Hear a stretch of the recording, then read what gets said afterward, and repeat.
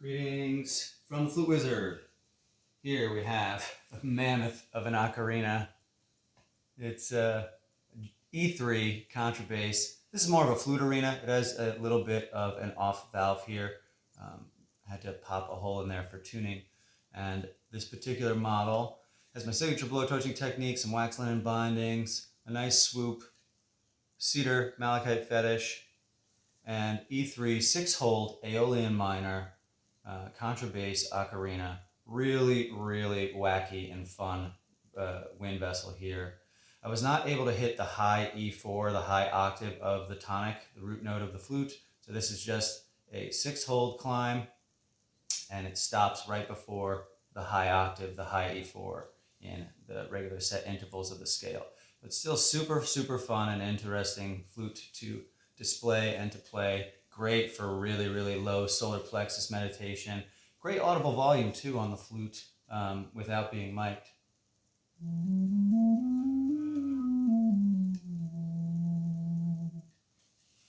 I'm going to demo it with some reverb and delay and a little bit of a loop of itself and get a nice 2 or 3 minute session out of it.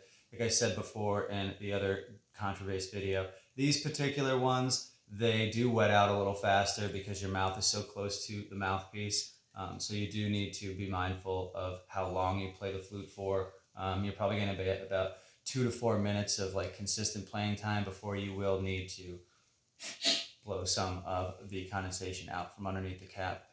It's better to play the instrument if it's warmer. You'll get less condensation that way. It just kind of goes with the territory of kind of pushing so much of your warm breath through a vessel. But still a really, really fun and exotic and wacky oddity of a wind instrument to play. So enjoy.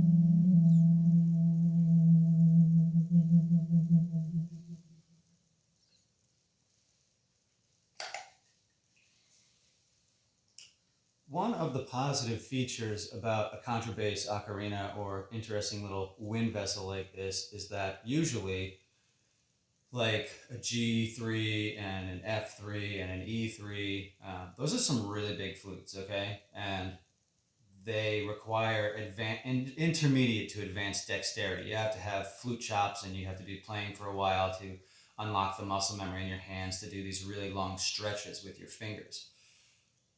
An instrument like this allows anyone to play a contrabass flute regardless of their hand size and finger size. So it's really cool to be able to rip up and down fast with a contrabass tuning when in reality it's normally pretty hard to play them quick and efficiently. So this kind of splits the difference there, which I particularly love. So this is an E3, there is the G3. So I'm going to be making A's, A3s, F3s, F sharp, I'll have a lot of versatility with some of these larger pieces of bamboo that I've been able to work with. So more flutes are on the way. And thanks once again for watching. As I said before, this one's more of a flute arena because it has kind of an off hole down here for tuning and to let the frequencies kind of disperse properly. So once again, as always, may the flute be with you. Hope you enjoyed the deep toots.